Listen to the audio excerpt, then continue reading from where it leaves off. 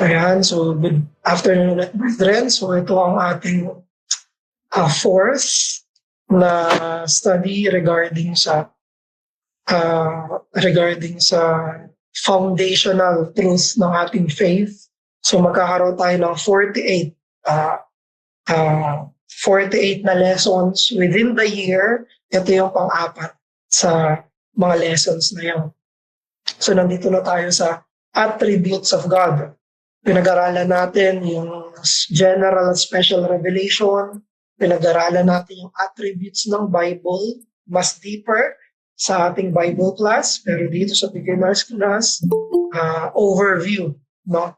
Pangatlo, last Saturday, pinag-aralan natin yung Trinity, God as Trinity. And ngayon naman, the attributes of God. So paalala to sa mga members na every Saturday ito ng 2 p.m. At ito ay para sa mga members ng ARBC. Primarily, although ino-open up natin to sa mga visitors ng worship natin, yung in-person worship natin. At sa mga applicant for membership. So, sige, simulan natin to sa quote from James Dolezal. Ito yung sinabi ni James Dolezal sa isang article niya. Sabi niya, theology is the study of God and of creatures in relation to Him. The goal is to know God and to worship Him in truth. Now, ito ang ibig sabihin ng theology.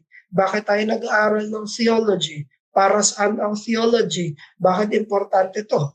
Kasi ito yung pag-aaral tungkol sa kung sino yung Diyos at ano yung relasyon natin sa Diyos. Kaya kapag pinag-aaralan natin ang theology, ibig sabihin, gusto nating alamin, kilalanin yung Diyos na sinasamba natin. Sino ba ang Diyos? Sino yung sinasamba ko? Sino yung tamang Diyos? We want to worship Him in truth. So sabi ni Dolezal, in this connection, Christians rightly confess a profound distinction between God, the Creator, and His creatures. To deny this distinction, kapag inisip natin wala tayong pinagkaiba sa Diyos, would seem to lead inevitably toward either partial or complete identification with God, with a creaturely order. Something Romans 1:22-25 would judge to be idolatrous. Kapag hindi daw natin nakita yung pinagkaiba natin sa Diyos, kapag nakikita natin yung sarili, yung Diyos na para siyang tao. Kapag nakita natin yung Diyos na isang mas malakas na tao lang, isang mas magaling na tao lang, sabi ni Dolezal, yan yung ginajudge ng Romans 1:22-25 bilang idolatry. Let's continue reading. Upholding the creator-creature distinction is indispensable for ensuring that we steer clear of false worship. Yan ang importansya. Bakit tayo nag-aaral ng theology? Para makilala natin yung Diyos na hindi creature. Para hindi tayo magkaroon ng false worship. Yet here we discover a difficulty. Christians can sometimes fail to properly recognize or characterize this all-important distinction. And when we do this, we can fall unwittingly into the trap of worshiping the creature rather than the Creator. Kaya ito yung goal natin. Kapag pinag-aaralan natin kung sino yung Diyos, gusto nating sambahin yung totoong Diyos. Hindi yung gawa-gawa, hindi yung parang tao lang na Panginoon. Kanina, as I browse sa Facebook, may pinalitan ko yung, tinakipan ko yung pangalan sa group. Pero ito sinabi, kahit tawagin mo pa akong baliw, hindi ako titigil sa pagpupuri sa Diyos. Amen? Mas marami nag-amen. 38. No? Puro amen sila. Now, the question is, sino yung Diyos na yun? Sino yung Diyos na yun? Sino yung sinabi niya na hindi siya titigil na purihin? Sino yun? Sino yung Diyos na sinabi niya, hindi ako titigil sa pagpuri sa Diyos? Hindi natin kilala. Hindi mo alam na baka ito palang nag-post nito ay isang Iglesia ni Cristo. Yun ba yung tunay na Diyos? Would you say Amen? Amen. Hindi natin alam. Yun ay Jehovah's Witness. Yun ay isang dating daan. O isang oneness Pentecostal. Pinag-aralan natin last Saturday na sa kanya ang Ama ng Espiritu ay iisa. Iisang persona. No? So, very important yung sinabi ni Delezal. Ang gusto natin ay purihin natin sino yung Diyos na yon. Hindi generic na Diyos. Yung gusto nating purihin. Yung pinapaniwalaan natin at sinasamba natin at kinikilala natin na nagligtas, nagbigay sa atin ng Ebanghelyo, ay isang espesipikong Diyos. Hindi siya isang generic na Diyos. Hindi lahat na nagsasabi na kilala nila yung Diyos, sino yung Diyos na yun. Who is that God? Kaya importanteng makilala natin siya. Importanteng alam natin kung sino siya. Katulad ng sinabi dito ni James, sinabi ni James de Lezal. No? So as we study this, ngayong medyo mas maraming parts itong study natin ngayon. Pero ang pinaka-purpose, bakit natin dapat pag-aralan yung attributes ng Panginoon para makilala natin siya, una, para ma-worship natin siya ng tama. Para masamba natin yung Diyos ng tama. Hindi gusto ng Diyos na sinasamba siya ng mga hindi siya kilala. Gusto niya yung sumasamba sa Kanya ay kilala siya. Kilala kung sino siya. Hindi generic na faceless na Diyos. A proper conception of God will result in proper worship. Pangalawa, kapag nakilala natin ang tama yung Diyos, makikilala natin yung sarili natin ang tama. Anthropology is the study of man. Makikilala natin yung sarili natin, magiging tama yung estimation natin sa sarili natin bilang mga tao.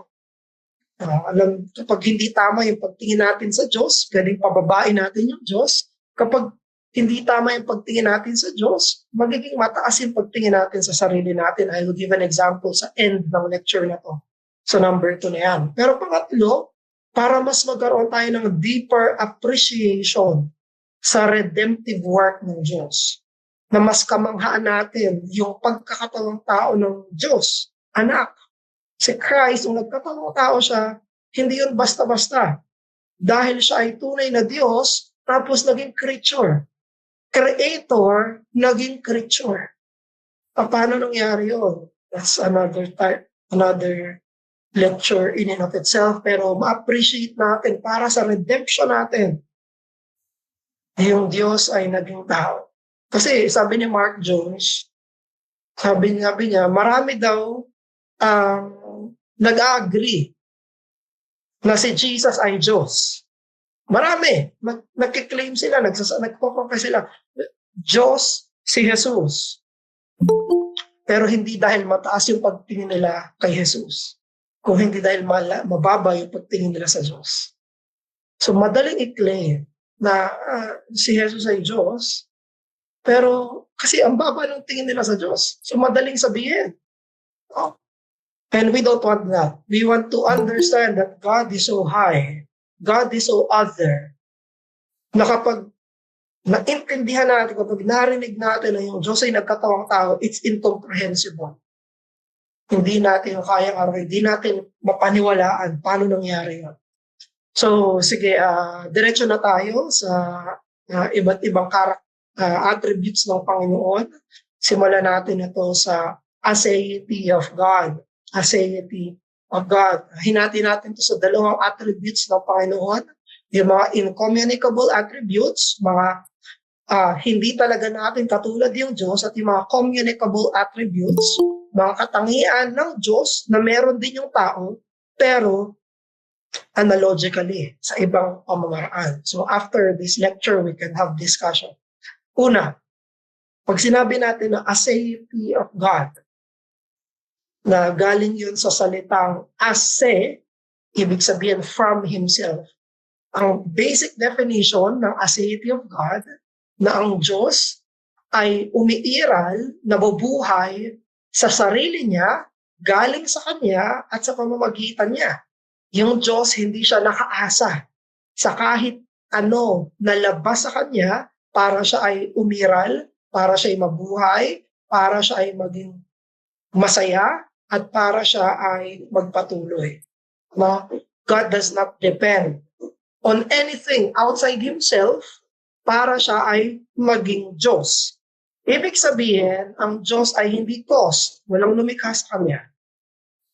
Ang Diyos ay sustain, hindi siya sustain, walang nagbibigay sa Kanya ng lakas para magpatuloy siya. Ang Diyos ay hindi nag-i-improve.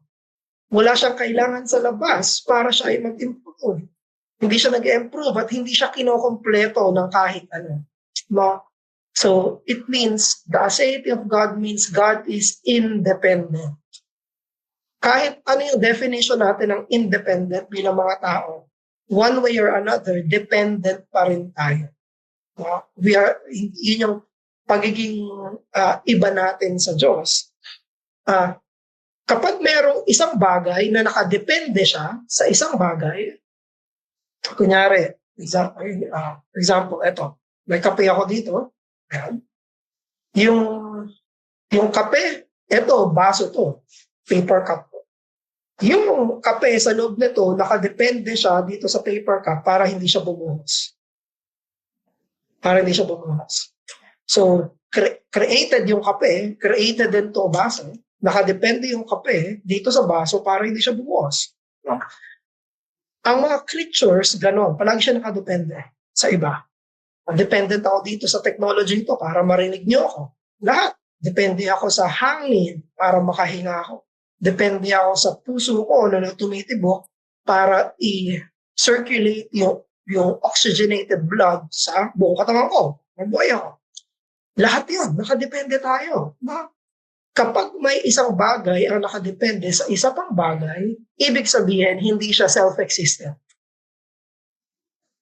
At ang Bible, dinedenay ng Bible na nakadepende ang Diyos sa kahit saan.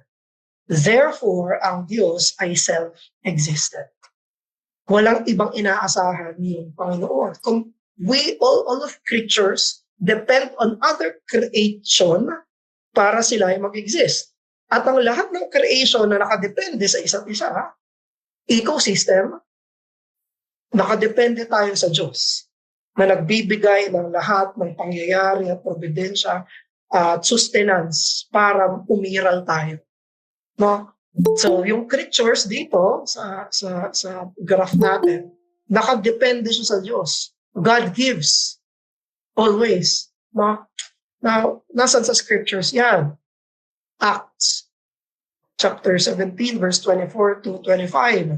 Sinabi doon ni Apostle Paul sa mga pagan, sabi niya,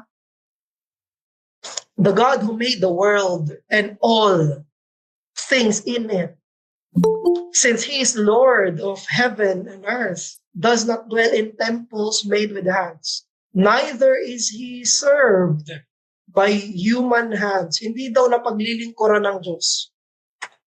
Ang ibig sabihin ni Paul dito, wala tayong pwedeng ibigay sa Kanya para makumpleto siya o para mapuno siya or para siya ay maging siya. No?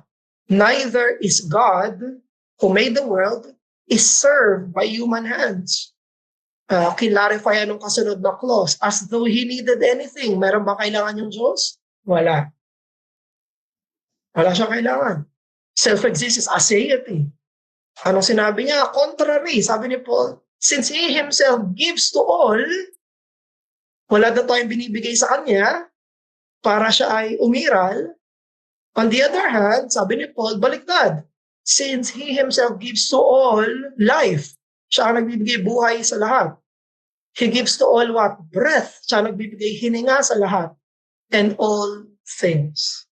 Actually, yung essence pa nga ng sinasabi niya dito ni Paul, Ang Diyos ang nagbibigay sa atin ng existence. Kung hindi tayo isusustain ng Diyos, pwede tayong mawala na lang. Wala.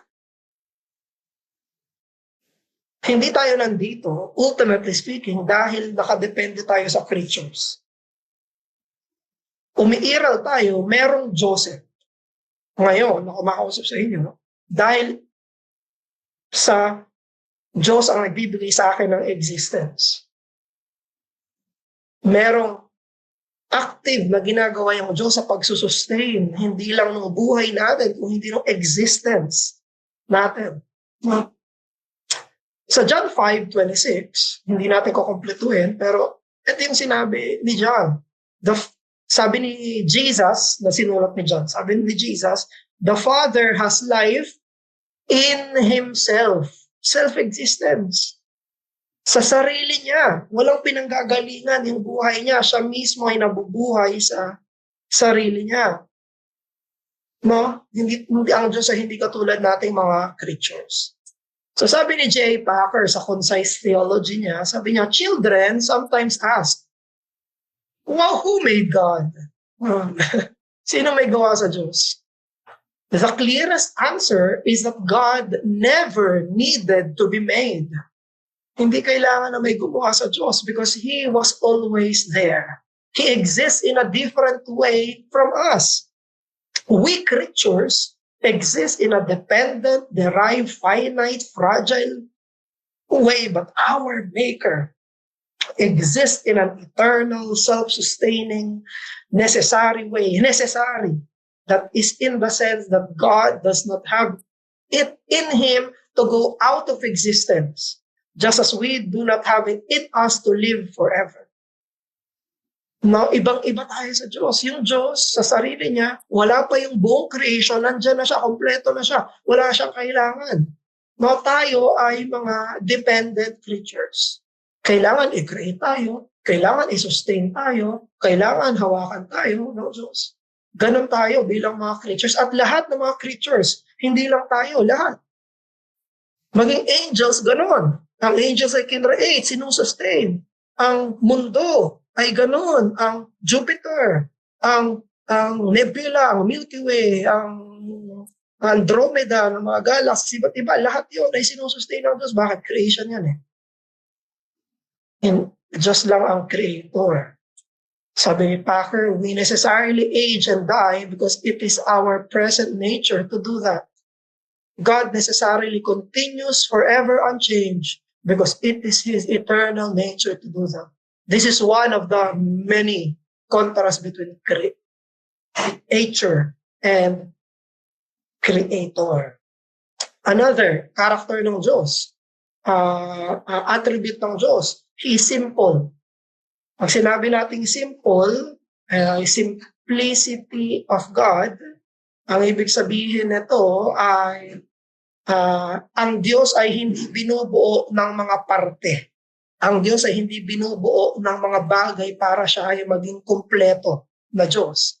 Ang Diyos ay hindi binubuo ng potentialities kung hindi siya ay isang buong essence sa sarili niya. So, kapag sinabi natin ang Diyos ay powerful, siya ay knowledgeable, siya ay good, siya ay holy, yung lahat ng attributes ng Panginoon ay ang Panginoon. Ang lahat ng attributes ng Panginoon ay ang Panginoon.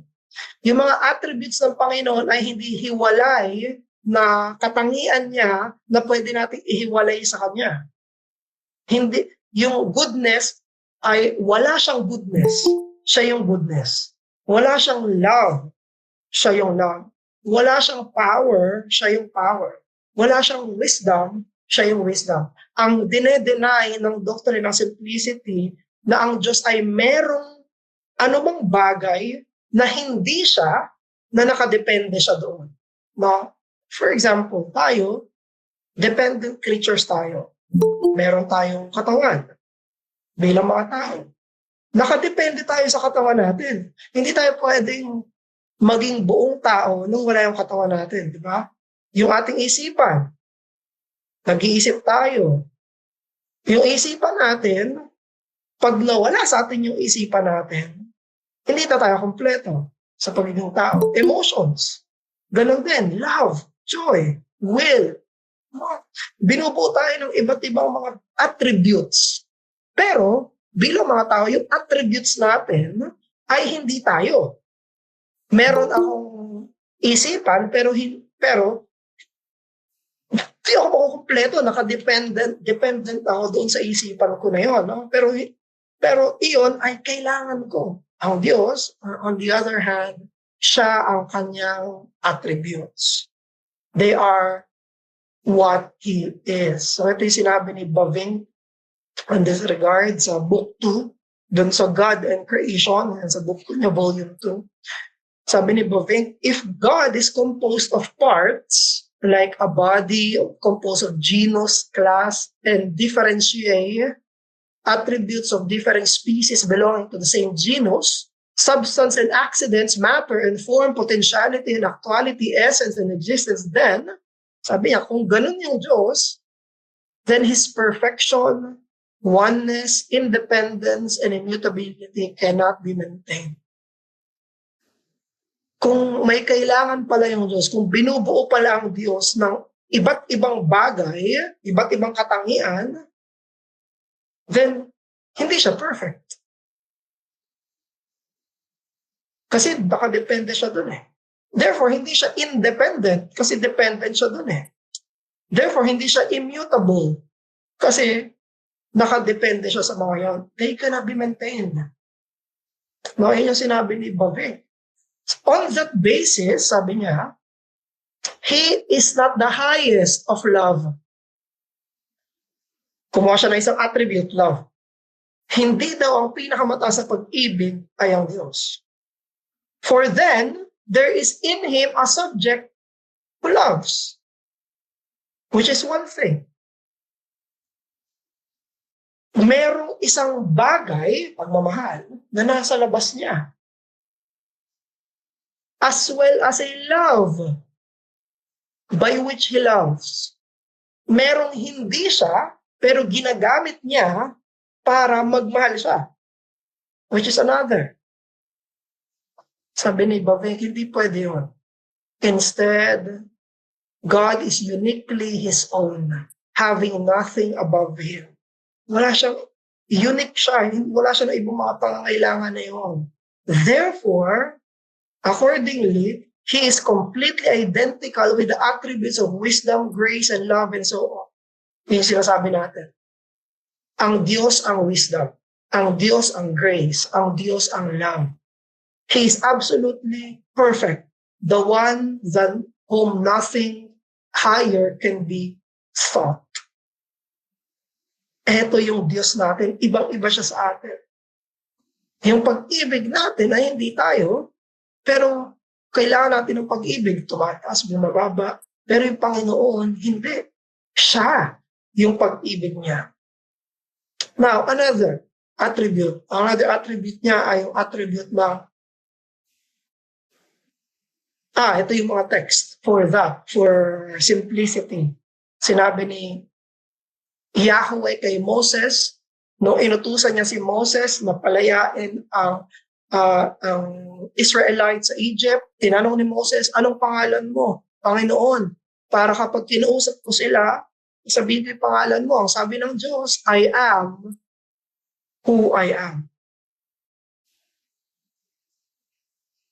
Grammatically impossible yun.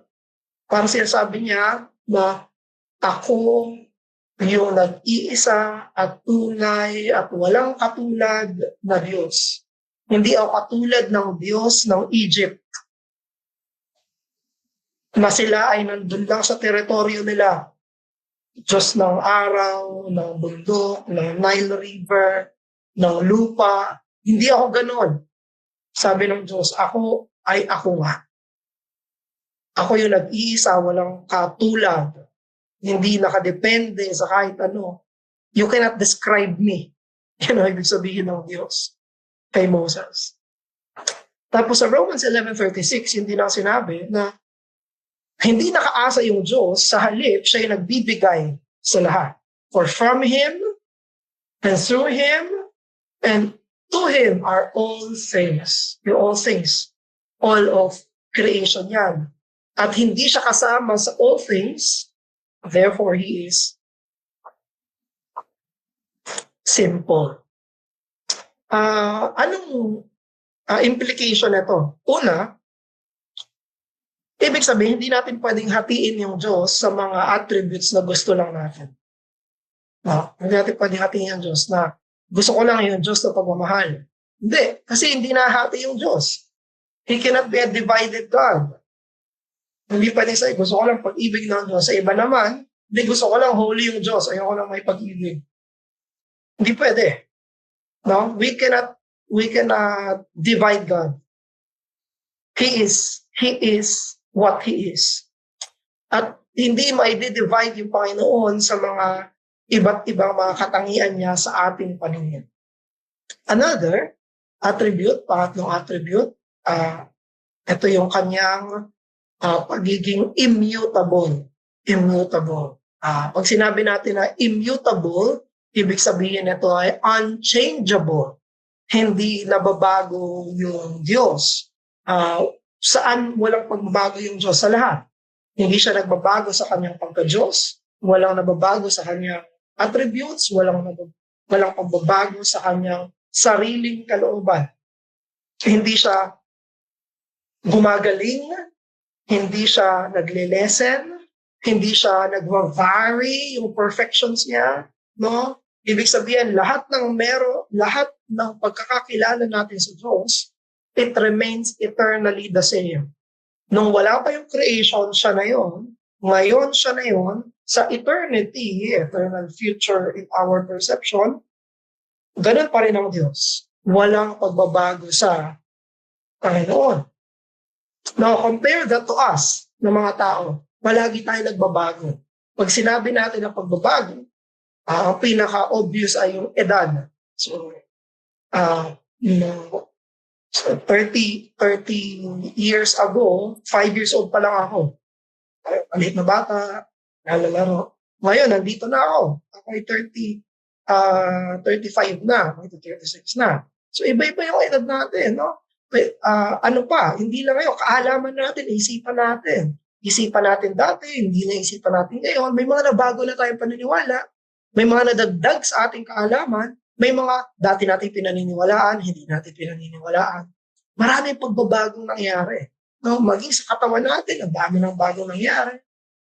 Sa lahat ng pagiging tao natin, meron ng bagong nangyari. May isang philosopher I think Greek philosopher. Nakalimutan ko yung pangalan niya, pero sinabi ng philosopher na yun na kapag binato mo yung isang ilog, tapos binato mo siya ng pangalawang beses, hindi na yun yung same na ilog na binato mo noong una. Nagkaroon na ng pagbabago. May changes na.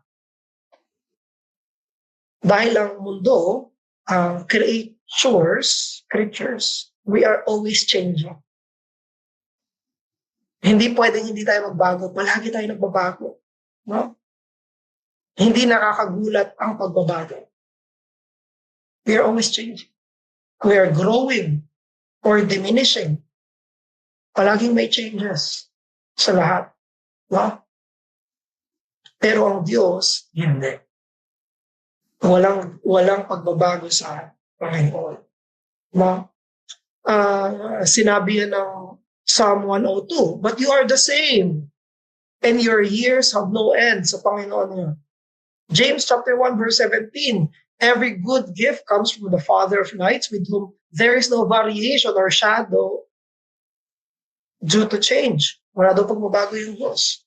Malakay 3:6, for I, the Lord, do not change. Sabi mismo ng Diyos, hindi daw siya nagbabago. So, ibig sabihin, pwede natin pagkatiwalaan yung Diyos sa kanyang mga promises. Kasi hindi siya nagbabago eh. No? Hindi siya nagbabago ng isip. Pwede natin pagkatiwalaan yung kanyang guidance. Kasi siya ang immutable God. At pwede tayong umasa dahil yung character niya is always the same. No? Hindi siya from mapagkakatiwalaan, tapos hindi na mapagkakatiwalaan. Hindi. Ever na mapagkakatiwalaan ng Diyos dahil sa hindi niya nagbabagong character. Ano pa? Ang ating Diyos ay infinite. Infinite God. Pag sinabi natin infinite, immeasurable. Hindi masusukat. So dito na papasok yung mga katangian ng Diyos sa kanyang lakas, omnipotence, sa kanyang omniscience, kaalaman, sa kanyang pagiging kahit saan, nandoon siya, omnipresence. But why? Because He is an infinite God. Kapag power niya, it's all-powerful. Ang kanyang knowledge, all knowledge. Sa kanyang presence, all presence. No? Sa kanyang kapangyarihan, walang imposible sa kanya na hindi nagko-contradict sa kalooban niya. Sabi ng Jeremiah 32:17, Lord God, it is you have made the heavens and the earth by your great power. Sabi ulit ni Mark Jones, nung nilikha ng Diyos ang buong mundo, buong universe, tapos kung ang Diyos ay bubuhat ng isang maliit na bato, makita ang maliit na bato, kunyari itong band-aid, kunyari buhatin ito ng Diyos, buhatin ng Diyos itong band-aid na to. Tapos, nung nilikha niya yung lahat, sabi ni Mark Jones, walang mas mahirap sa kanya sa dalawang yun. Hindi mas mahirap yung creation kaysa sa pagbubuhat nitong band-aid na to. So you see, it puts us in a perspective na ang Diyos ay hindi lang mas malakas na tayo, mas makapangyarihan na tayo, kung hindi walang mahirap sa Kanya, sa Kanyang kapangyarihan. Knowledge sa kaalaman ng Panginoon. Alam ng Diyos ang lahat ng bagay, past, present, future. No? Walang nakakataka sa Kanyang knowledge. Psalm 139:4, even before a word is on my tongue, behold, O Lord, you know it all together. Bago pa doon magsalita yung psalmist, alam na ng Diyos kung ano nasa isipan niya. Grabe, no? Alam ng Diyos lahat. Isipan natin, puso natin, disposition natin, panloob, panlabas, lahat, walang nakakataka sa kanyang kaalaman. At yung kaalaman niya, by the way, ay hindi progressive. Walang progressive sa kaalaman ng Diyos. No? Hindi siya may natutunan. Hindi natututo ang Diyos. Dahil eternally, alam niya ang lahat. Maging ang kanyang sarili. Tayo, ganun tayo. May hindi ako alam. Tapos, binasa ko, nalaman ko. O kaya naman, nakalimutan ko, binasa ko, naalala ko. Hindi gano'n yung Diyos. Walang nakakalimutan yung Diyos. Wala siyang hindi alam na kailangan niyang alamin. At isa pa, very interesting. Pag nag-iisip tayo, brethren, mga kapatid, so ngayon, nag-discussion tayo, di ba? Nag-lecture tayo. Pwedeng directly iniisip mo yung sinasabi ko, iniisip mo yung infinity of God, yung omniscience sa Panginoon, or may iba kang iniisip ngayon. Ayan, may iba kang ginagawa, may iba kang iniisip. Ibig sabihin, kaya lang natin isipin yung isang bagay sa isang panahon. We can only think of one thing. Hindi pwedeng mag-multitask yung isipan natin. Pwede mag-multitask yung isipan natin, tapos katawan natin. No? May iba kang iniisip, tapos nagugas ka ng pinggan. Kaya yun. Pero yung isipan natin, may isa lang siyang iniisip sa isang panahon. But God is not like us. Lahat ay iniisip niya sa lahat ng panahon. Grabe, no? Walang hindi iniisip yung Diyos. So, hindi nagfo-focus yung Diyos na, uy, ito nga muna isipin ko. Mamaya ito isipin. Walang ganun sa Diyos. Walang succession of time. Bakit? All-knowing siya. No? Hindi natin kayang gawin yun. Dahil tayo ay creatures. Ganun din sa presence ng Panginoon. Yung presence niya ay infinite. Ibig sabihin, sa lahat ng lugar, nandoon siya. Walang location na wala siya. Kaya sinabi ng Psalm 139, where shall I go from your spirit? Or where shall I flee from your presence? Kahit saan ako pumunta, nandun ka, Panginoon. Bakit? Sabi ng Jeremiah 23:2, do I not feel heaven and earth? Declares the Lord. Ang Panginoon ay nasa lahat ng dako. Kasama mo siya ngayon. Nandito siya, pero nandyan din siya sa bahay. At nandun din siya sa langit. At nandun din siya sa outer space. At nandun din siya sa Iran, sa Nagagara. Nandun siya sa ikaliliman ng dagat kung saan nandun yung mga submarine. At nandun din siya sa lahat ng buong sanlilikha. Bakit? Hindi siya creature. Ang creature, we can only be in one place at one time. Nandito ako sa bahay ngayon, San Isidro, Padilla, dito sa bahay namin, second floor. So, second. Wala ako sa first floor kasi di namin bahay. Tayo ay creatures. We can only be in one place at one time. Hindi pwedeng nasa multiple places tayo. Because we are creatures of space. Tayo ay nasa ilalim ng space. No? Nandito lang ako sa space na to, wala ako doon, sa gilid na yon. Wala rin ako doon. Nandito ako ngayon. We are limited. But God is unlimited. God is infinite. Therefore, maging mataas yung pagtingin natin sa Diyos. No? Maging mataas yung pagtingin natin sa Diyos. Hindi siya katulad basta-basta natin. And another ay yung kanyang eternity. Yung eternity ng Diyos. Ang pag-ibig sabihin ng eternity ng Diyos ay hindi siya sakop ng oras. Siya ay labas sa oras. Ang pinakasikat na pagpapakilala ng Diyos sa sarili niya ay wala siyang simula at wala siyang hangganan. But I would add na wala rin siyang succession ng time. So tayo, nagsimula tayo. Kailan ka nagsimula? Kailan ka nag-exist? Nung ang tatay mo, sperm cell, at nanay mo, egg cell, nag-meet yung dalawang cell na yon at nag-fertilize, na-conceive. You are you. Ikaw yon. Doon ka nagsimula. Bago magkakilala si nanay at tatay mo, wala ka pa. Non-existent ka. Wala ako. No, wala pa yung time na yon. No? Non-existent. Wala pang Joseph dati. Ganun tayo. Mayroon tayo simula. Tapos may time na mamamatay na ako. Magtatapos yung buhay ko dito sa mundo. But in between that, meron tayo tinatawag na succession of moments. So, kanina, sa laptop ko ngayon, 2:46 na. Nung nagsimula tayo ay mga 2:06, 2:10. So, ilang minutes na yung lumipas. May succession of moments. No? Tayo ay merong pagdaloy ng panahon. May kanina, merong ngayon, merong mamaya. Magkakaiba yun. At tayo ay nasa ilalim ng oras. Nasa ilalim tayo ng panahon. Now, God is not. Wala siyang simula.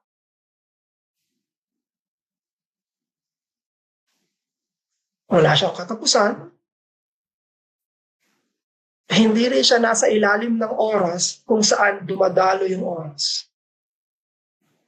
Ang gumawa ng oras ay ang Diyos. God created time. God created the design of time. Past, present, future. No? And God is beyond time. Wala siya sa oras. Psalm 90 verse 2, before the mountains were brought forth, or ever you formed the earth and the whole world, from everlasting to everlasting, you are God. Revelation 1:8, I am the Alpha and the Omega, says the Lord, who is, who was, and who is to come, the Almighty. At tayo bilang creatures, we exist in time, while God exists in eternal present. Now, bilisan na natin. Punta tayo sa mga communicable attributes ng Diyos. At yung mga moral qualities ng Diyos na nasa-share natin bilang mga creatures niya, bilang mga imago Dei, na paano ba lang sasabihin nga? Still analogical. Ibig sabihin, yung pagmamahal niya, pagmamahal natin, pareho tayo nagmamahal, pero yung pagmamahal ng Diyos ay unique dahil siya ay Diyos. Pero pwede rin sabihin na nagmamahal tayo bilang mga tao. No? So, unang attribute ay holiness. Yung sinabi natin holiness ng Diyos, may dalawa dapat tayo maiisip. Yung ontological holiness niya at yung moral holiness niya. Pag sinabi natin na ontological holiness, uniqueness. Anong ibig sabihin ng holy? Originally, sa conception ng Hebrew, ang holy ay separate, set apart, hiniwalay. So ontologically, ang Diyos ay iba. Ibig sabihin, unique siya. Iba siya. However, moral, ibig sabihin nun ay iba tayo morally. No? So, yung tao, pwede magkaroon ng moral holiness. Ibig sabihin, umiiwas sa kasalanan, kumihiwalay sa kasalanan, moral holiness yun. Pero yung ontological holiness, pagiging iba, Diyos lang yung meron noon. Kaya sa Isaiah 6, 1-5, sinabi nakita ni Isaiah, no? Kumakanta yung mga angels, Holy, holy, holy is the Lord of hosts. The earth is filled with His glory.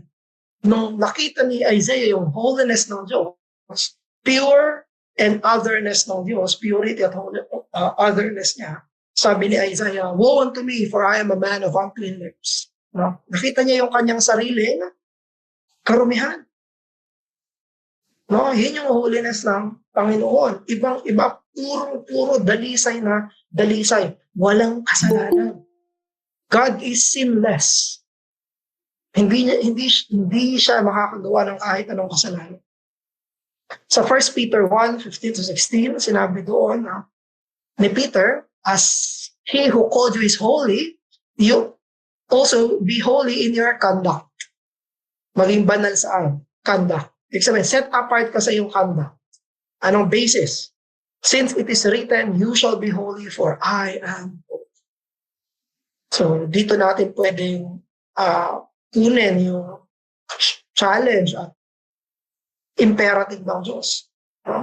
Pangalawa, na communicable property or attribute, truthfulness. Ang Diyos ay totoo. Siya ay palaging nagsasabi ng totoo. Siya ay may perfect honesty. Siya ay faithful, hindi siya nagsisinungaling, at siya ay maaasahan. Siya ay reliable. No? Hindi pwede magsinungaling ang Diyos, hindi siya nandadaya, hindi siya nanloloko. Lahat ng sinasabi niya ay realidad. Titus 1:2. In hope of eternal life, which God who never lies.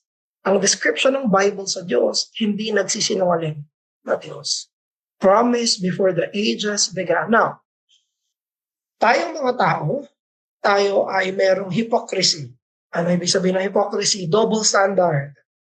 Meron tayong sinasabi, sinabi natin, tapos yung ginagawa natin, hindi in line doon sa sinasabi natin. So, naapektuhan nun yung truthfulness natin. So, as Christians, di ba, kailangan tayo maging truthful. Kapag sabi ni Jesus, huwag ka nang mag-promise. Sabi ni Jesus, huwag mo nang gawin yan. Ang gawin mo, let your yes be yes, and your no be no. Bakit? Kasi kasama yun sa truthfulness. No? Na kailangan nating sundan sa Panginoon natin. Sabi niya, pag sinabi mo oo, oo yun. Sinabi mo hindi, hindi yun. Hindi baka. Siguro. O umoo, pero hindi pala. No, we have our share of unreliability, untruthfulness, hypocrisy. Kaya ang sabi ng scripture ay maging Christ-like tayo. No? But God in Himself, hindi siya tulad natin. Siya ay truthful in all that He is saying. Ano pa? Wisdom. Second to the last, wisdom. Sa wisdom, ang Panginoon ay may perfect knowledge at judgment. Ibig sabihin, hindi niya lang alam, yun yung omniscience, kung hindi tama yung kanyang hatol, tama yung kanyang application, Tama yung kanyang pag-order, tama yung kanyang desisyon. Yun yung wisdom eh.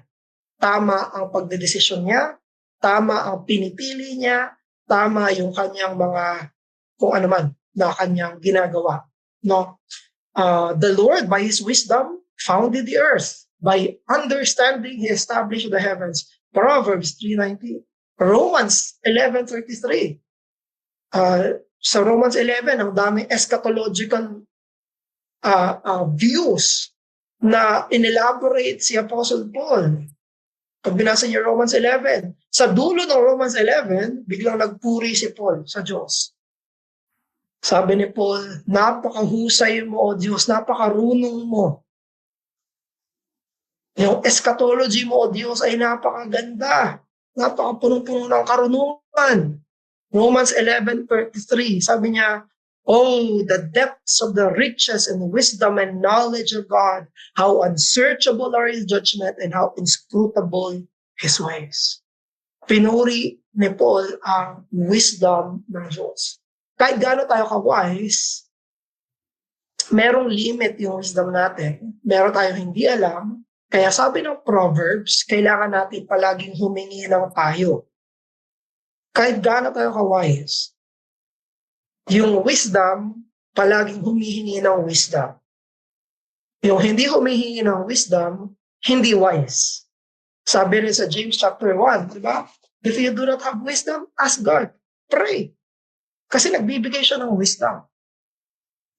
No? Kahit gaano pa ka-wise yung mga tao, palagi tayo may limit. Si Adam, sobrang wise yan. Siya yung unang-una, best. Pero nag-fall sa kasalanan. Si Solomon, napaka-wise. No? Lalo na sa kanyang management.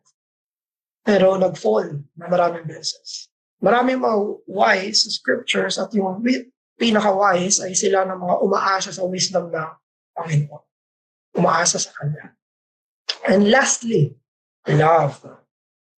Pagmamahal ng Diyos. Ang Diyos ay umiibig.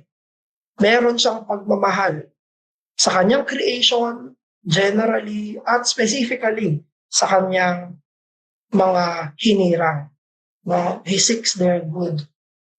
For God so loved the world that He gave His only Son, that whoever believes in Him will not perish but have eternal life. Paano pinakita ng Diyos yung kanyang pag-ibig sa masamang mundo? Sa pamamagitan ng pagbibigay ng kanyang bugtong na anak.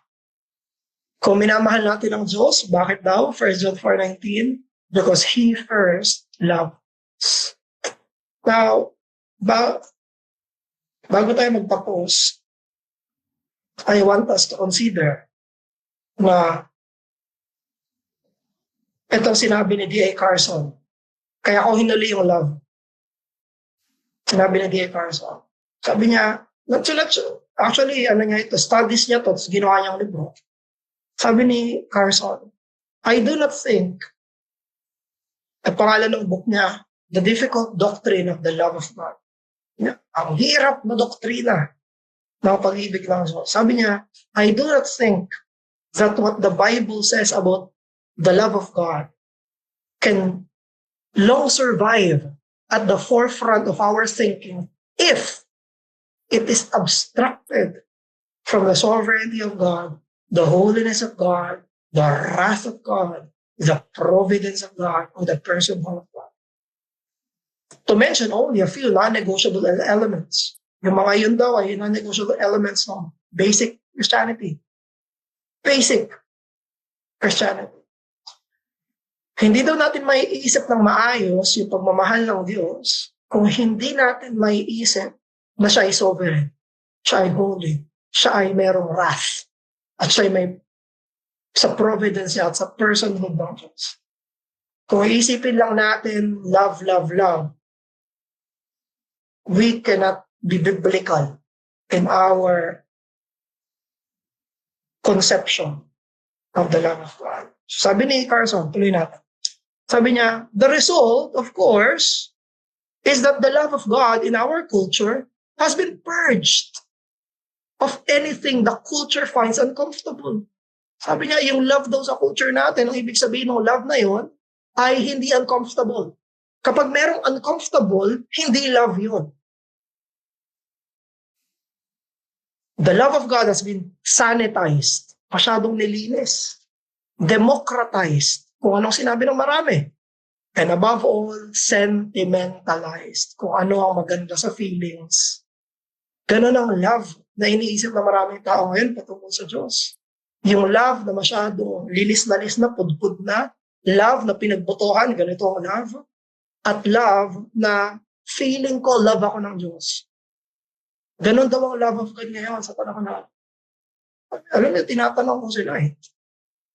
Kasi tinuturuan ko yung bata eh.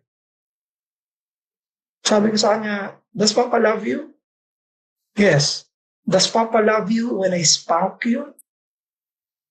Napaisip siya.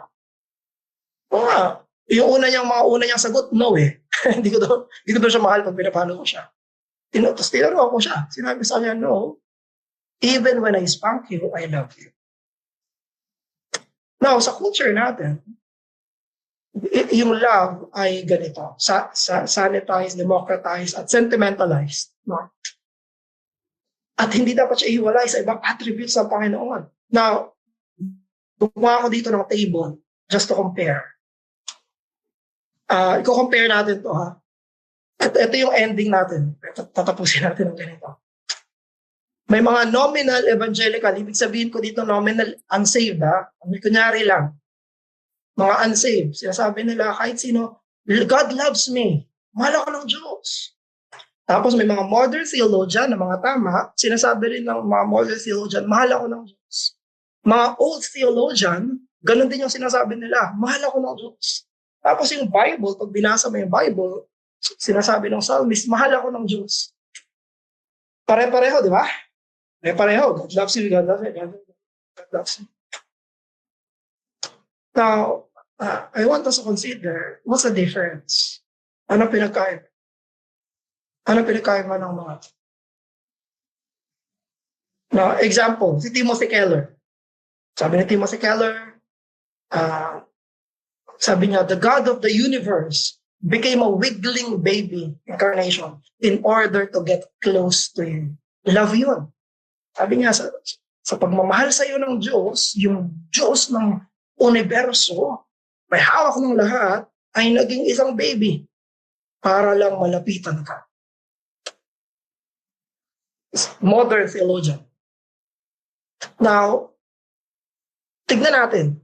Old theologian, ancient theologian, si John Owen. Sabi niya sa kanyang book, Communion with God, now, Christ delights exceedingly in His saints. Tuwan-tuwa daw si Christ sa kanyang mga saints. As the bridegroom rejoices over the bride, so shall your God rejoice over you. Tuwang-tuwa daw ang Diyos sa kanyang mga saints. Katulad kung gaano kasaya yung bridegroom, di ba, pag ikakasal mo yung lalaki, papalapit na yung babae, tuwang-tuwa siya. Sayang-saya siya, walang kasing saya sa wakas. Magiging asawa na kita sa wakas. No? Mapapasakin ka na. Ganon yung husband, yung magiging husband, yung bridegroom. Wala siyang pakialam sa iba, yung bride na lang pakialam niya. Sabi ni Owen, hence, he calls the day of his espousal the day of gladness in his heart. Sino yan? Si Christ. Kay Christ daw tuwang-tuwa siya sa kanyang wife, bride. The delight of the bridegroom in the day of his espousal is the height of an expression of delight can be carried to. This is in Christ answerable to the relation He takes us into. His heart is glad in us without sorrow. And every day, sabi ni Owen, araw-araw daw, whilst we live, is His wedding day.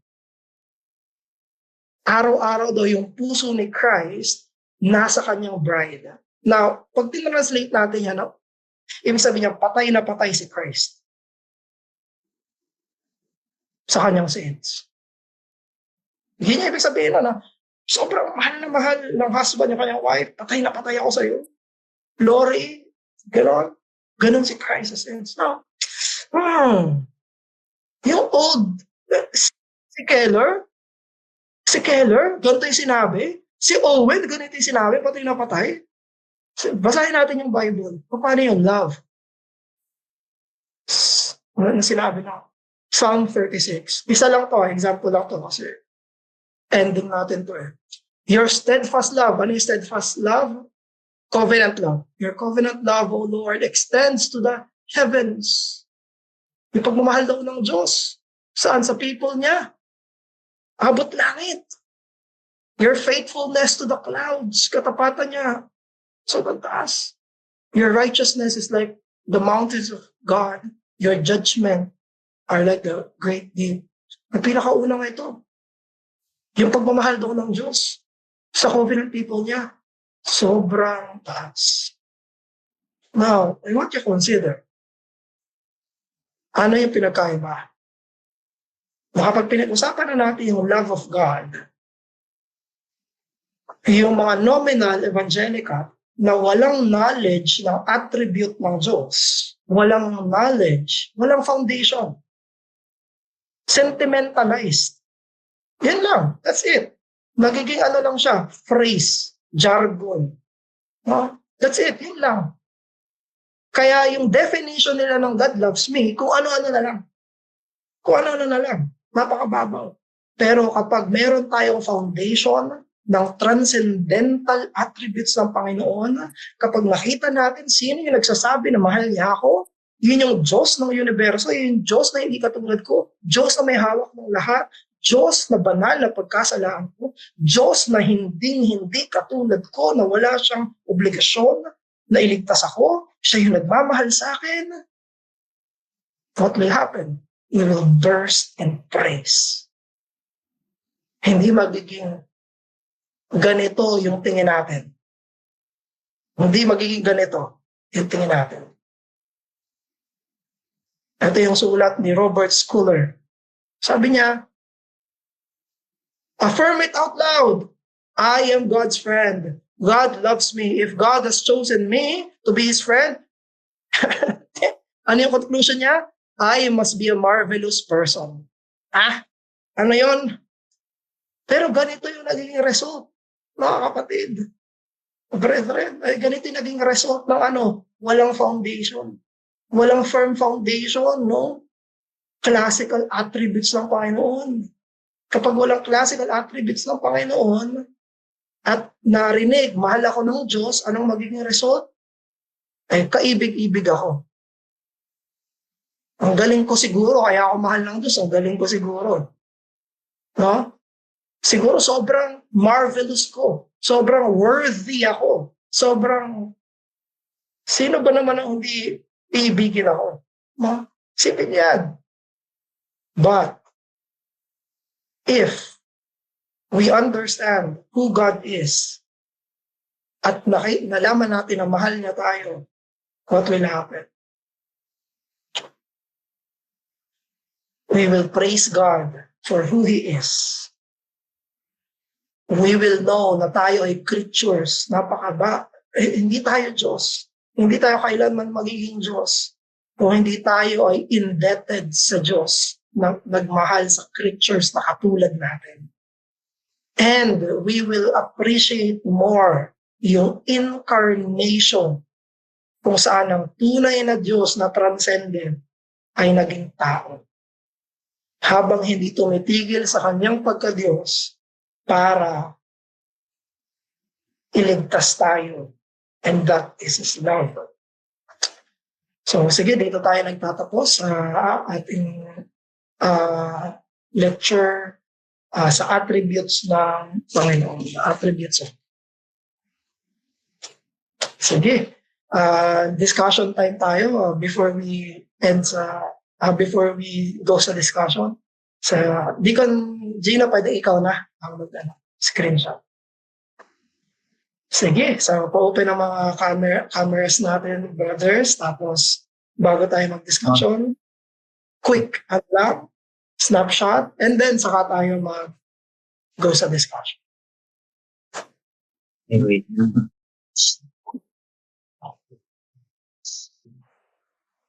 And then, wait lang. Bahang yung mask. Wait lang.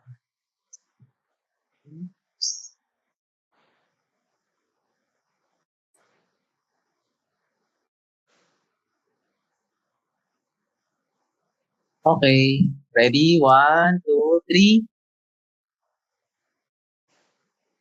Isa pa. Ready? 1, 2, 3. Okay, thank you. Sige po, Sige, any question, you can chat or raise your hand dito sa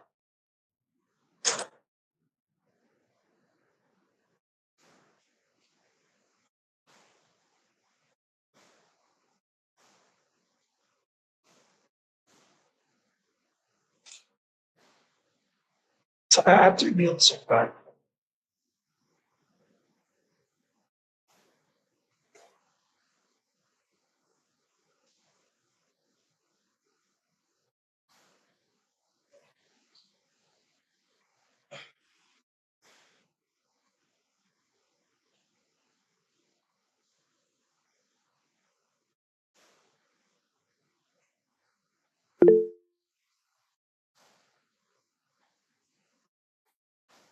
Yan si Arvin. Arvin, go. Hello. Clear ako, Pas. Yes. Ano po? Yun. Session pala isa. After session. Salamat ulit, Pastor. Salamat mga kapatid sa study natin. Quick reflection lang din, Pas. Tulad din ng mga na-build up sa studies ng mga nakaraan. Parang bilang mga mananampalataya, tama din kasi sa pananampalataya natin yung pag-ibig natin sa Diyos na kinikilala natin at sinasamba natin. Parang hirap naman nun, no? Na yun nga, in yung danger. Pagiging nominal. Madali lang. Pero yung pagiging madali ng pagiging nominal, nandun yung yung kawalan ng katiyakan na kung sino yung kinikilala mong Diyos. Salamat pa rin sa kabutihan ng Diyos na perfecto yun. At sa kabila ng kakulangan natin, siya pa rin yung perfectong Diyos na sa kanyang mga katangian, na kompleto siya. Hindi siya nakapailalim doon. Hindi siya mismo yun.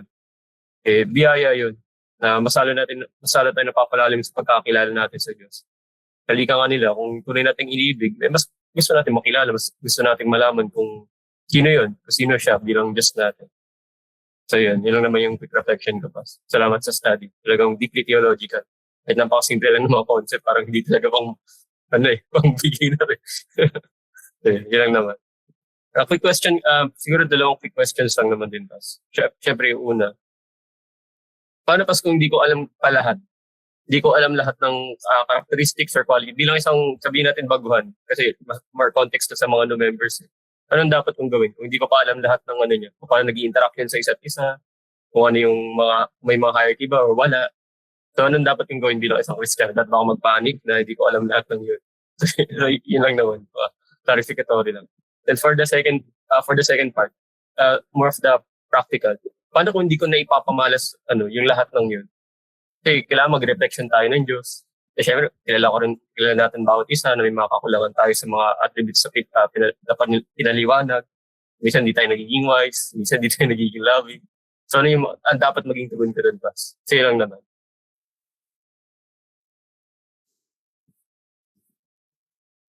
Nakamit ka ata, Pas. Ayun, buti sinabi mo nakamit ako. Magsasalita ako niya ng tuloy-tuloy. Thank you lang, bro. Kung hindi pa natin alam lahat ng mga attributes of God, huwag tayong mag-panic, huwag tayong mapanghinaan ng loob, kasi lahat tayo yun. Kahit sino na pinakamalalim na theologian, sila yung magsasabi na hindi pa nila alam lahat. Sila mismo yung unang magsasabi, hindi namin alam lahat. Bakit? That's the point. Creatures tayo. At ito yung glory ng pagiging Christian at glory ng promise ng Diyos. Pinapakilala niya yung sarili niya sa atin at doon tayo may hunger. At doon tayo magkaroon ng joy na may hunger tayo na makilala yung Diyos. Kasi siya yung Diyos ko eh. Siya yung nagligtas sa akin. Siya yung umibig sa akin. Gusto ko siyang kilalanin. Yung point, sabi ni Christ sa John 17, bumaba ako dito para ipakilala ang Ama at ang sarili ko bilang kanyang Mesiyas. Therefore, bilang mga believers, hindi natin dapat ika-worry na meron tayong hindi alam. Pero dapat ikasiya natin na meron pa tayong matututunan. makikilala pa natin yung Diyos. Yun yung joy natin. Kahit sa eternity, hindi naman natin alam lahat eh. Sa glory, pagdating ng second coming, hindi yun, alam ko na lang. No. Progressive. Matututo tayo, makikilala yung Diyos. At yun yung joy natin. Uy, meron pa pala. Uy, may mas malalim pa. Uy, pwede ko pang kilalanin lalo yung Panginoon. Yun yung glory ng Panginoon talaga na mabuti siya. Pag makilala natin siya, hindi pa siya to. Kaya sabi ng mga theologians, our best conceptions of God are still inadequate. Ganito kataas yung tingin ko sa Diyos, greater pa siya doon. So, ibig sabihin, hindi yun dapat magkaroon sa atin ng worry, kung hindi joy. Kabaliktaran lalo na pwede ko pa siya makilala ng tuloy-tuloy at greater pa siya sa pinakamagandang pagkakakilala ko sa kanya. So, yun yung isa. Any comment? Hindi ko na maalala yung second question. Pwede naman i-ask. Pero yun, wala naman ng follow-up clarification. Yun naman. So, yung sa second question lang naman pa, sa application nun, ano ba yung dapat kong maging tugon or tugon ng isang mananampalataya kung hindi niya may pamalas ng maayos yung mga quality o yung mga attributes ng Diyos. Pagiging loving, pagiging holy. So, dapat maging follow-up na tugon doon ng isang Kristiyano for me or for anyone else. Ang pinaka paraan para maging God-like tayo. Kasi hindi na pwede maging God-like. Pero dahil sa salvation ni Christ, dahil nag-incarnate siya, bumaba siya dito, namuhay siya bilang tao, namuhay si Christ bilang tao. Yun yung God-likeness na tutularan natin. Yung Christ-likeness. Kung paano naging tao si Christ. No? Paano siya naging holy bilang tao. Paano siya nagmahal bilang tao. Paano niya ginawa lahat ng yun? Kasi siya yung perfect na image of God. Walang ibang image of God na kasing perfect ni Christ. Kasi siya yung Diyos anak eh. Tapos perfect din niya yung ginawa bilang tao. Kaya, ang paraan para tayo ay mas maging God-like ay maging Christ-like. At magiging Christ-like tayo kapag minamasdan natin siya. Palaging yung tinatawag na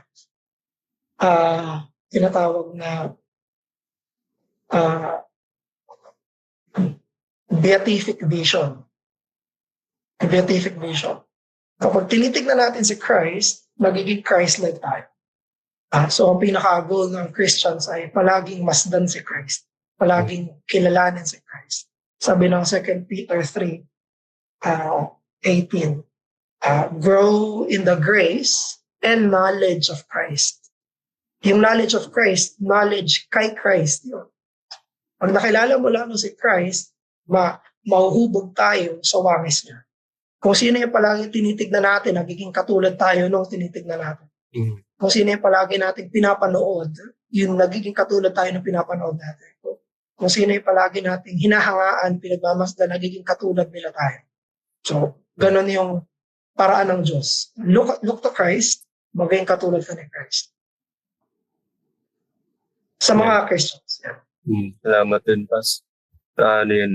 Parang ano na lang din, closing thoughts ko na rin.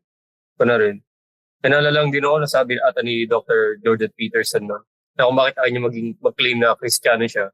Kasi daw mabigat daw yung burden pag nag-claim ka ng Kristiyano. Sino yan? Dr. Jordan D. Peterson. Kasi siya sa mga kilalang mga di ba, mga mainstream na voices pagdating sa conservatism. Yung isang point doon na yung kiniklaim niya na parang hirap daw maging committed na Christian kasi kailangan panindigan lahat na paniniwala sa pagiging isang Kristiyano. Yung point naman talaga doon, hindi dahil kaya natin panindigan yun kaya tayo naging Kristiyano. Pwede ina-acknowledge natin na kailangan yung mga katotohanan na yun para magkaroon man lang tayo ng semblance sa paninindigan. So, ito siguro rin yung naging apprehension ng ibang mga parang mga prospective members or ng mga gusto maging kabilang ng Kristyanismo. Hindi naman kailangan parang nasa level ka na kung saan napakataas mo kaya may kakayahan ka na. Hindi dadating yun. Yun yung pinaka-punto eh. Kaya hopefully maging encouragement din sa ibang mga kapatiran, papa-member or sa future. Hindi siya usapin ng ready na ako may kakayahan na ako, may kahandaan na ako, kaya ko na maging committed. Hindi eh. Lahat yun regalo ng banal na spirito ng Diyos sa mga tao na tinatanggap sa sarili nila na hindi nila kaya. So yun lang naman, Pas. Magandang paalala. Mabuting paalala sa atin. Salamat din. Sige, season.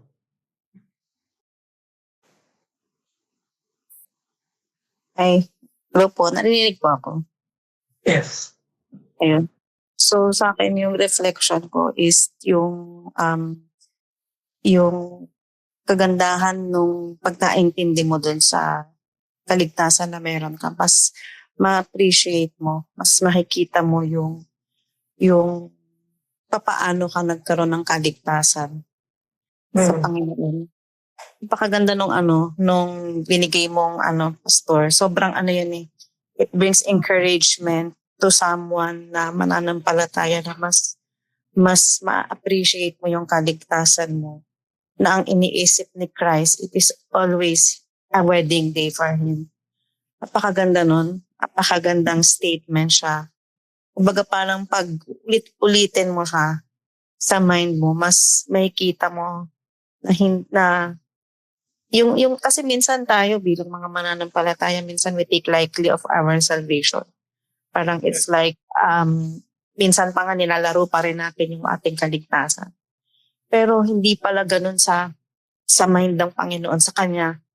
Piruin mo, ang iniisip niya, pag iniisip ka niya sa kaligtasan, hindi yung wedding day, it's not just on the day that you accept it, it's always every day. Mm. Yeah. Maganda. Hindi siya yung napakasarap siyang iisipin pag nilayan, na pag dumarating ka dun sa point ng siguro on the day of na dumarating ka na nag-iisip ka ba, ligtas ba ako? Siguro pag yan nag-iisipin mo, i-meditate mo, hindi mo iisipin na hindi ka talaga ligtas kasi kay Christ. For Him, you are always His bridegroom. Grabe. Kaganda pa, sobrang I really love that kind of statement. Parang, if ever dumating man din talaga ako ulit sa panahon na nanghihina ako, yun ang siguro talaga iisipin ko. Mm. Kasi it's, syempre tayo, ang mindset natin, it's very limited. Pero when it comes to Christ, hindi, parang lagpas talaga, hindi mo kayang arukin eh. Pagmamahal ng Diyos eh. We cannot define it eh. Pero kahit dun sa simpleng phrase na yun, maiintindihan mo yung pag-ibig ng Diyos. So, ayun, napakaganda lang. So, siguro sa question, it's just a simple question for everyone na din. Kasi di ba, Pastor, naglagay ka ng parang definition ng God loves me for every people. So, minsan kasi talaga, even all people, meron silang mga kanya-kanyang translation when it comes to God loves me. And syempre, nangyari din yan because of the mga wrong interpretation na sinasabi na mahal ako ng Diyos, God loves me. Talagang talamak yan, love lang. So, paano ba natin siya mas, kapag meron tayong mga kausap, or if we want to magbibigay tayo ng mga mag-evangelize tayo, syempre yun yung sasabihin nila, hindi, mahal naman ako lang Diyos nag-ano naman ako ganta naman ako So in a simplest term, paano natin talaga mas may explain sa kanila yung pag-ibig ng Diyos. Kasi syempre minsan meron na kasing mindset ang mga tao na pag Christian, napaka-harsh natin Parang pag sinabi natin, hindi, ang Diyos ito Yan na ngayon yan yung nakikita ko ngayon sa Socmed na parang pag harsh, parang pag, meron na naman ditong mga Bible. Diba yun yung minsan nakikita natin sa comment. Kasi ang tingin nila agad, kayo lang ang mahal ng Diyos. Ganon. So parang, paano natin in a way, kasi parang minsan na nakikita ko naman, parang dapat i-defend natin, dapat ganyan. Ano ba dapat? We have to be, paano ba yung pagiging gentleness? Paano ba yung kailangan maging straightforward ba tayo? Kasi before, paano nagsisimula pa din, parang we are so gentle. Pero parang ngayon, parang kailangan ba maging direct? Kailangan ba maging Kumbaga, in a sense, Pastor, paano yung magiging much better or mas kumbaga gentle ba? Direct ba? Parang gano'n. Yun lang, Pas. Thank you.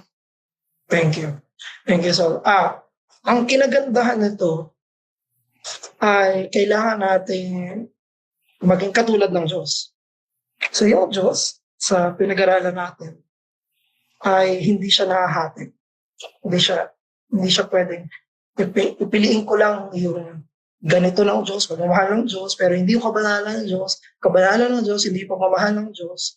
And bilang mga tao niya, bilang mga Christians, we should be able to reflect all yung pagiging Diyos niya sa kanyang character. At perfectly na-represent yun ni Christ. Now, si Christ, ang ginawa niya, nung may mga nagbebenta, nagbe-business doon sa worship service na yung hall nila sa temple, ginawa niya, nilatigo niya lahat. No? So perhaps yung makikita ng mga tao doon, ay ganyan si Christ. Pero on the other hand, si Christ, siya rin nagpagaling sa bulag. Sa isang banda, siya yung nag-rebuke sa mga Pharisees. Sabi niya sa Pharisees, woe unto you! Woe unto you, Pharisees! Sinabi niya rin sa mga Hudyo na kasama niya, you are of your father, the devil, anak kayo ng demonyo. Sabi ni Christ. On the other hand, sabi rin ni Christ, come to me, all you are weary and heavy laden, and I will give you rest. Bilang mga Christians, yun yung kailangan nating tula at hindi madali lang. Kailangan maging hindi tayo mamimili na gusto ko ganito lang. Kailangan natin na magkaroon ng perfect conformity as Christ gives us grace. Binibigyan tayo ng grace ng Holy Spirit na maging katulad niya, no? At sa iba't ibang panahon, iba't ibang sitwasyon, bigyan tayo ng kakayanan kung paano ipakita yung pagmamahal na yun. Kasi hindi siya one size fits all. Kunyari, sa isang pagkakataon, ganito lang, sa lahat ng pagkakataon, ganito lang dapat ako. Hindi siya ganun eh. May iba't ibang pagkakataon na kailangan meron akong tama na gagawin na ayon sa kalooban ng Diyos. I think perfectly fits dyan yung 1 Thessalonians or 2 Thessalonians chapter 5. Kunin ko lang. Thessalonians.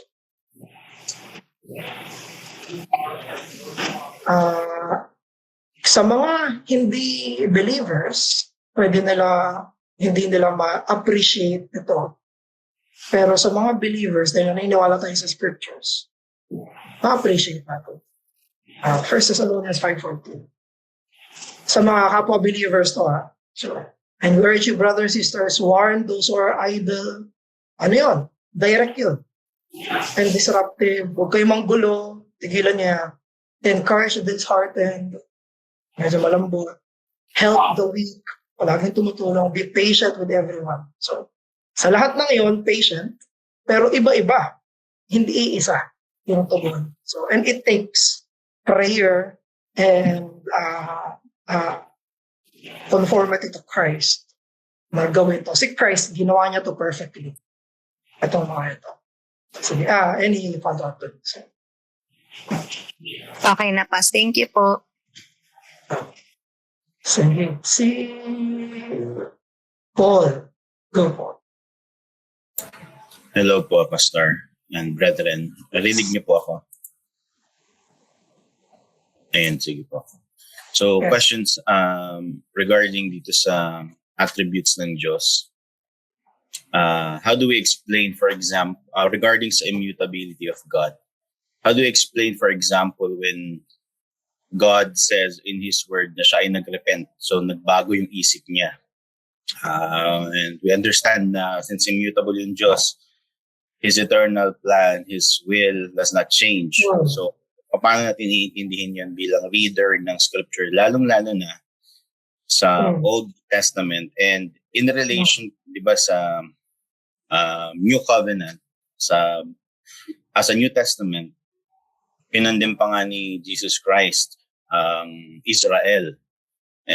Sabi sa Old Testament, di ba, nasa kanila yung everlasting covenant. So, paano natin titingnan yun? Another question ko is, yung incarnation ba? May kinalaman ba sa ano? Hindi, iba na to. Wala, sige. Ito na muna bro. Kasi papaulit ko rin yan mamaya eh. So, Sige. makakalimutan ko. Sige, yung una muna. Paano natin tatratuhin yung mga nakasulat sa Bible na God repented? Ang una, syempre, hindi yun sin. Yun ay nakasulat sa Bible to show us na may nagbago sa magiging response ng Diyos doon sa mga kinausap niya. No? Ang familiar example na lang sa atin ngayon sa series natin sa Jonah, walang sinabi doon na repented, pero may nakalagay na relented. Tumigil siya. Sabi niya, pupuksahin ko ang Nineveh, tapos nag-repent yung Nineveh, hindi niya napupuksahin. Kapag pinag-aralan natin na immutable yung Diyos, tapos nabasa natin sa scriptures na ang Diyos ay nagbago ng pakikitungo at desisyon, ang unang-unang gagawin natin ay palagi nating papaniwalaan ang Bible. Palagi natin papaniwalaan yung Bible. Hindi tayo mamimili. Sabi ng Malakay 3:6, I, the Lord, do not change. Hindi ako nagbabago, sabi ng Diyos. Hindi siya nagbabago. Okay, paniwalaan ko to. Bakit? Sabi ng Bible. Tapos, sabi ng Jonah 3:10, na God relented, nagbago siya. Sabi niya, dati wawasakan niya, ngayon hindi niya nawawasakan. Anong gagawin natin dito? Papaniwalaan din natin. So, yun yung unang-una natin gagawin bilang Christians. Hindi magbabago yung pananiwala, hindi dapat ang magbabago ay yung commitment natin sa scriptures. Ang unang-unang gagawin natin sa scriptures, kahit anong sabihin ng scriptures, paniwalaan natin. Yun ang unang natin gagawin. Now, kapag may nakita tayo sa scriptures, sabi sa scriptures, hindi doon nagbabago ang Diyos. Tapos sabi din sa scriptures, nagbago yung Diyos ng isip. Now, dito papasok yung harmonization na kailangan naniniwalaan natin na walang contradiction sa Bible. Medyo fit yan bro kasi bukas yung Bible class natin ay nasa inerrancy. So magbibigay ako ng examples bukas ng mga parang contradictions. Tapos kailangan natin gawin harmonization. Paano ko i-explain yung dalawang parang contradictory? So, hindi nagbabago yung Diyos, sabi ng Malakay, nagbago yung isip ng Diyos. Jonah 3. Anong gagawin ko dito bilang Christian? May commitment ako sa Bible. Ang highest commitment ko ay Bible. Hindi ako naniniwala sa immutability kasi sabi ni Calvin, kasi sabi ni ganito, sabi ni ganyan. Naniniwala ako sa immutability kasi sabi ng Malakay 3:6. Now, at sabi rin ng other scriptures, nagbago yung Diyos. Now, dito tayo papasok sa harmonization na titignan ko alin dito, paano ko siya maintindihan both without saying na may error ang Bible. So, dito papasok kinagandahan ng theology. Tandaan natin, kapag nag-aaral tayo ng theology, hindi ito pag-aaral ng mga mas matataas sa Bible, kung hindi para mas maintindihan natin ang Bible. Yun ang purpose ng theology, for us to understand the Bible better. At sinasabi ng immutability na ito ay eternal characteristic at attribute ng Panginoon. In short, mas may bearing ito, I do not change, kaysa dito na nagbago ng isip ng Diyos. Now, hindi natin pwedeng sabihin malito. Hindi natin pwedeng sabihin na, totoo yun, hindi talaga nagbago yung Diyos. No. Now, anong ibig sabihin nito? Ang ibig sabihin nito na nagbago yung Diyos ay to accommodate to us. Doon na papasok yung accommodation na pag sinabi ng Bible na, nag-repent yung Diyos, hindi ibig sabihin na may nagbago sa essence ng Diyos. Na, nagbago sila, magbabago rin ako. Nag-react yung Diyos. No? Ang ibig sabihin, nag-accommodate yung Diyos sa atin para maintindihan natin. No? Kasi bakit nag-repent yung Diyos sa Genesis, sa panahon ni Noah? Kasi sobrang sama ng tao. Actually, consistent yon sa character ng Diyos. Nung sobrang sama ng tao, anong dapat response ng Diyos? Sa kanyang holiness, durugin. At wasakin. I-punish yung mga tao. Consistent yun. No? Ang isang example palagi na illustration na ginagamit ay yung araw at yung clay. No? Pag may dalawa kang material na tinapat sa araw, yung isang clay matutunaw. Yung isang clay titigas. So, may nagbago ba sa araw? No. Isang clay ay natunaw, yung isang clay ay tumigas. May nagbago ba sa araw? No. Ang may nagbago ay doon sa may contact sa araw. Ganon din ang Panginoon as illustrated. Ang nagbago ay yung tao. Yung tao, napakasama niya to the point na kailangan siyang tupukin. Pero kung yung mga taong yun ay nag-repent, sila yung nagbago, hindi Diyos, therefore hindi sila natupo. So, gano'n natin siya intindihan. I think it's a good question para maintindihan natin ang purpose ng theology at paano natin iintindihan ang Bible kapag nakakita tayo ng seemingly, walang contradiction pero seemingly na contradiction. Sige bro. And thank you, Pastor. I think wala na akong follow-up doon. Yung question ko naman, ito naman dinil ko siya before, nung binasa ko itong simplicity at saka yung immutability. Naging question ko siya regarding incarnation. So yung incarnation is nagpakababa yung second person ng Godhead. Yeah. Tinanggap niya sa kanyang sarili yung katawan ng tao. And ang question ko doon is does it indicate a change sa Godhead? Yung incarnation by indication ng change sa Godhead? Difficult question. Hindi na good question, difficult question.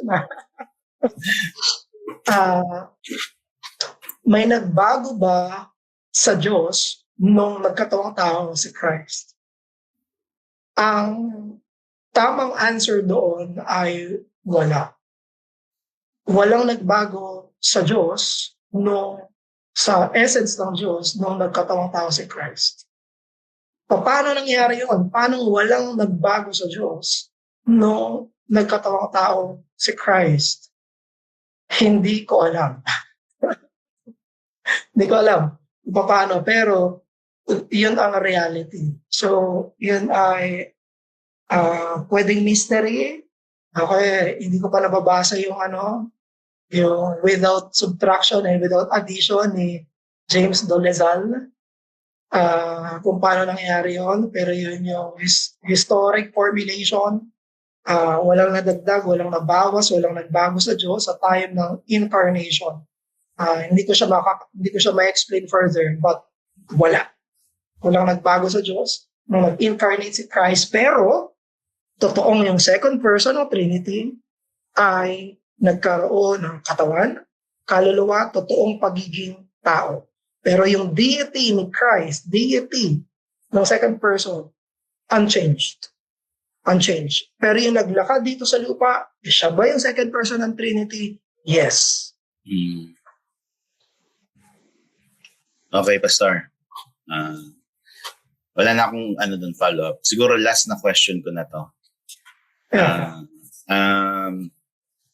With regards sa pagiging simple ulit ng Diyos, siya ay love, siya ay wrath, siya ay holiness. So walang mas mataas na attribute sa kanya kundi lahat ng yun ay siya.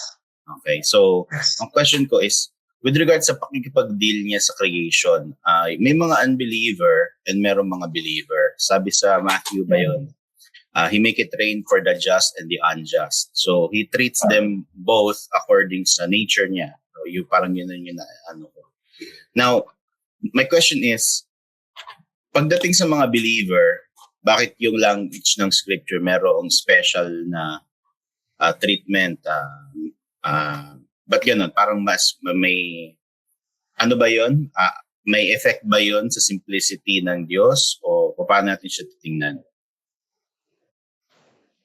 Yeah. Yan, good question kasi makasagot ko eh. Hindi na difficult. Hindi na sobrang difficult.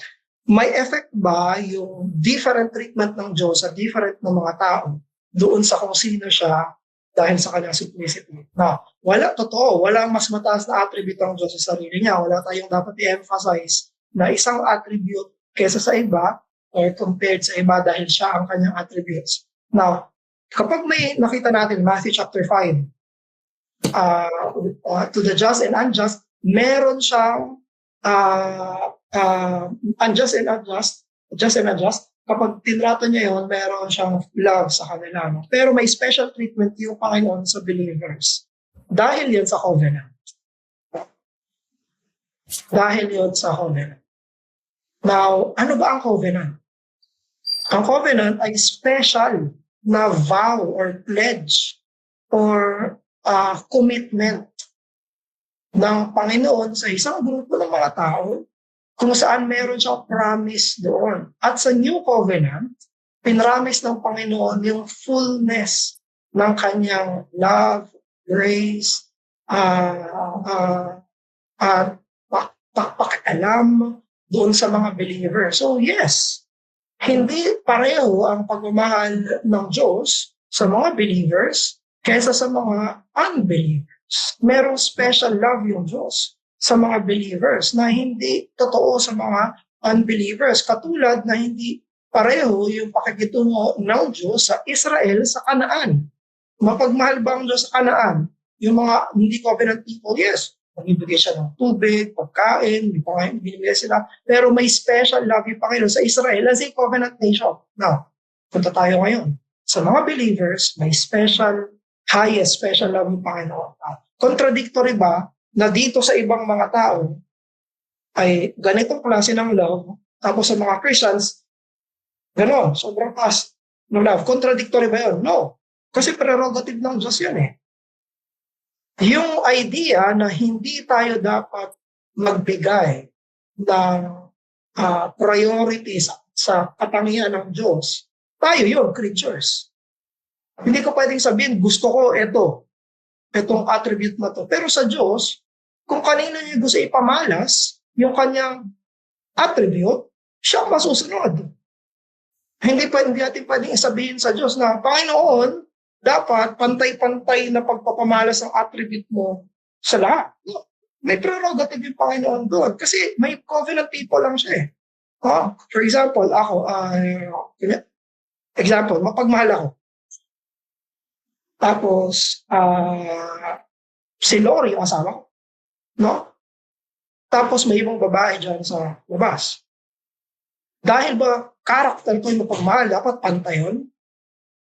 Dapat kasing mahal ko yung kapitbahay na babae kaysa sa asawa. Kapantay ng asawa ko, no. May covenant ako.